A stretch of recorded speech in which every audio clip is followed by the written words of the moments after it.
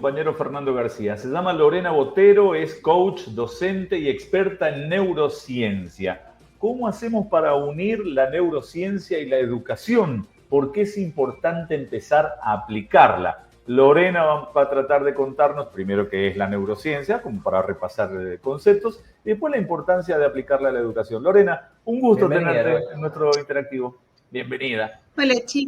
Hola chicos, ¿cómo les va? ¿Cómo andan? Muy bien, nosotros muy bien, Lorena, acá intentando ver primero, repasar conceptos porque nunca está de más, saber qué es la neurociencia y después cómo la aplicamos a la educación. Ya no es más de mandar al niño al rincón porque es burro con un bonete, sino empezar a cambiar algunas cosas desde hace rato, Lorena. Totalmente que es así. Bueno, como siempre les digo, la sociedad cambió, evolucionó y nosotros como docentes, como profesores, necesitamos tener otra mirada en la educación que, bueno, que les sea más funcional a estos nuevos niños, ¿no? A estos nuevos adolescentes. Exacto. Bueno, arranquemos por el concepto. Neurociencia. ¿Qué es? La neurociencia es una ciencia relativamente nueva que lo que viene a hacer es explicarnos un poquitito cómo funciona el cerebro, ese órgano maravilloso que todos tenemos y que en realidad, esto que estamos hablando de la educación, no es más ni menos que el órgano que nosotros necesitamos para aprender, ¿no? Entonces, fíjate si no es importante incluir a la neurociencia en la educación, ¿no? Que estudia el órgano con el cual las personas aprenden, ¿no? Lorena, y a ver, si hablamos justamente del cerebro, del órgano y de esa educación de antes, ¿no? De repetir mucho, de decir de memoria los conceptos, ¿qué puede sumar la neurociencia a nivel de educación? ¿Cómo aborda el aprendizaje en los chicos? Bien, está bueno esto que vos traes, porque en realidad para aprender algo sí necesitamos repetición, pero el tema es cambiar el foco, ¿no? Creo que muchos años estuvo el docente como el foco de la educación, el que tenía el saber, ¿no? Veíamos el concepto del profesor que llegaba con el librito abajo del brazo porque la información no fluía, entonces necesitábamos sí o sí a un docente que nos transmita ese saber. Hoy nosotros sabemos que la información fluye a un ritmo muy acelerado, entonces tenemos que cambiar la óptica, ¿no? Los niños y los adolescentes tienen muchísima información y creo que es muy poco motivante hoy en día que el docente sea el que se pare enfrente del aula y hable y explique sobre un tema, ¿no? Hoy tenemos que involucrar a los alumnos a que sean ellos los propios constructores de su conocimiento. O sea, cambia el rol del docente. El rol del docente pasa de ser este docente que transmitía solamente información a un rol de mediador, ¿no? De proponer el espacio para que se construya el aprendizaje. Claro. Pero, perdón, Fer, quiero consultarle a Lorena. No los escucho. Pero entonces, ¿escuchás ahora, Lorena? ¿Hola? Ahora los escucho. Ahí está, ahí volví a escucharlos, sí. Te escuchamos perfecto nosotros. Pero entonces buenísimo. Esto es, lo pregunto con la mejor de las intenciones como para aclarar el concepto. Esto no es quitarle un poco de autoridad al profesor, no es delegar en el propio alumno, que puede ser un niño chico, un niño chiquito, los destinos de su propia educación. No es quitarle protagonismo, ni mucho menos, es reversionarse, ¿no? Es evolucionar. No es que el docente va a estar ahí solamente que mirando, ¿no? Sino que se convierte en un facilitador. ¿Un facilitador de qué? De experiencias de aprendizaje. Pasamos de lo memorístico, esto de aprender de memoria y mucha información, a que ellos, los alumnos, empiecen a crear su propio contenido, su propio aprendizaje. ¿A través de qué? Hoy hablamos mucho de lo que son los aprendizajes profundos, ¿no? Esto de esos aprendizajes que realmente quedan, a veces no tanto, sino menos, pero que queden en la memoria de largo plazo, que es cuando los alumnos la pueden volver a evocar, ¿no? Hoy hablamos de aprendizajes por proyectos, que ellos propongan alguna inquietud, algo para resolver, y que adentro del aula se trabaje en espacios colaborativos para solucionar ese problema o esa incógnita o esa hipótesis. Entonces, el docente tiene que estar obviamente ahí monitoreando y generando estos espacios. Entonces, cuando el alumno se siente constructor de su propio aprendizaje, es ahí donde ese aprendizaje empieza a tener significado. Porque si yo me quedo solamente, por ejemplo, con una clase teórica, todo bárbaro, el alumno me va a escuchar los primeros 15 minutos de la clase y después su cerebro, por eso es tan importante la neurociencia y saber cómo funciona el cerebro, se va a empezar a cansar, ¿sí? Se va a empezar a cansar, se va a empezar a aburrir, va a empezar a perder oxígeno, va a empezar a perder glucosa y ya está. Después el resto de la clase lo perdimos.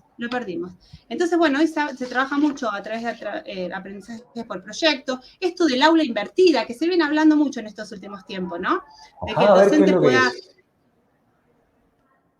El aula invertida es, como lo dice la palabra, ¿no? Pasar de esto que les estoy diciendo, del rol del docente que va a dar una cátedra, sino que se envía información, por ejemplo, a los alumnos a través de la tecnología antes, donde lo que ellos tienen que hacer es leerlo, es experimentarlo en su casa, y después traer a la escuela todo ese aprendizaje, ¿para qué? Para debatir, para construir, para practicar, ¿sí? Entonces vos fíjate cómo cambia la óptica del aula, ¿no? Te quería preguntar, Lorena, por el tema de la plasticidad de la educación que viene a aplicar la neurociencia. ¿Perdón? ¿Perdón, decías? No, lo que quería agregar en esto que venimos hablando, que también tiene... Sí, que lo que quería agregar en esto que venimos hablando es que también la estructura del aula tiene que cambiar. ¿Por qué? Porque si nosotros decimos que está bueno ahora trabajar en un aula invertida, en un trabajo colaborativo, en un proceso de investigación, de nada sirve llegar al colegio y tener a los alumnos sentados uno tras del otro, ¿sí? Claro. Porque ¿qué le veo la nuca? ¿Cómo podría ser? ¿En círculo, por ejemplo? Si yo tengo que experimentar... lo bueno sería que el mobiliario del colegio se adapte a la actividad del profesor. Puede ser en grupo, ¿sí? Que está bueno también, y eso hace que yo pueda mirar al otro a la cara, pueda debatir, ¿se entiende dónde voy? O sea que no solamente el cambio es del profesor, sino que hay todo un sistema educativo que tiene que cambiar para poder llevar adelante esto, ¿no? Claro, perfecto. Quería poner el punto o el foco en esto denominado como el know-how, el saber cómo, y hoy hay como una sobredosis de datos, ¿no? Que uno puede aprender hasta con inteligencia artificial, puede buscar, puede googlear cosas, puede aprender rápidamente y tener información de todo tipo en cualquier momento. Y la diferencia creo que radica, y quiero preguntarte esa opinión, en cómo aplicarla. Por eso, en ese saber cómo. Y creo que el docente debe hacer mucho hincapié en transmitir eso a los chicos. Los datos los tiene cualquiera, pero no cualquiera los sabe aplicar de esta forma. Ahí está, y a eso se apunta, ¿no? Es decir, bueno, hay toda esta información, lo que nosotros tenemos que fomentar en los chicos es que ellos aprendan a discernir qué información me sirve para este momento, ¿no? Que aprendan a poder expresarse, esto que construyeron, que investigaron, que lo puedan poder poner en palabras, o sea, empieza a cambiar esta parte del rol, ¿no? Porque sí, información hay y hay mucha, pero ¿cómo la seleccionamos? ¿Cómo la trabajamos? ¿Cómo la interpretamos? Entonces ahí creo que hay que hacer el foco, es donde tiene que cambiar de lo memorístico a esto, ¿no? A la construcción, al decir, bueno, a ver, toda esta información, ¿es toda válida? La inteligencia artificial es bárbara, sí, me sirve para tener información, pero ¿me ayuda a pensar? ¿Cómo hago? ¿Cómo la implemento? Lorena, consulto, todo esto está muy bien y lo que ustedes como coach, como docentes, como vos que sos experta en neurociencia, es válido, es constructivo, pero llevémoslo a la realidad. ¿Qué pasa en la República Argentina 2023? ¿Esto es posible aplicarlo? ¿Hay que sacar costumbres viejas de como si se tratara de una champa y sacar todo desde raíz? ¿O los cambios son posibles que se den de a poquitito? ¿Cómo hacemos? Mira, vos recién dijiste que yo era coach, que era especialista en neurociencia, pero más allá de todo eso, yo tengo un amor por la docencia muy grande. Hace 19 años también, que soy docente. Sí, soy docente con 26 horas cátedra, o sea que estoy mucho dentro del aula, mucho con los chicos, y yo creo que este cambio se puede dar, inclusive en los últimos tiempos estoy recibiendo consultas de muchos colegios porque se dan cuenta que en realidad algo hay que cambiar en la educación. A mí lo que me preocupa es que siempre la educación es como que queda para el último, es como que la educación y la salud no se ve mucho a los ojos de las personas y queda siempre relegada. Y creo que hay que darle una vuelta de rosca muy importante a la educación. Sí hay colegios, y muchos ya, que se dan cuenta que la educación va por otro lado y empiezan a implementar cambios. Entonces, si yo te mentiría si te diría que ya es a nivel global, pero sí soy muy optimista porque ya hay muchos colegios que empiezan a trabajar sobre la neurociencia, sobre la educación emocional y esta nueva mirada a la educación que es sumamente importante. Sí. ¡Wow! Como para prepararse para un futuro que ya llegó hace rato, Lorena. Te queremos agradecer mucho. No sé si Fernando tiene alguna otra pregunta.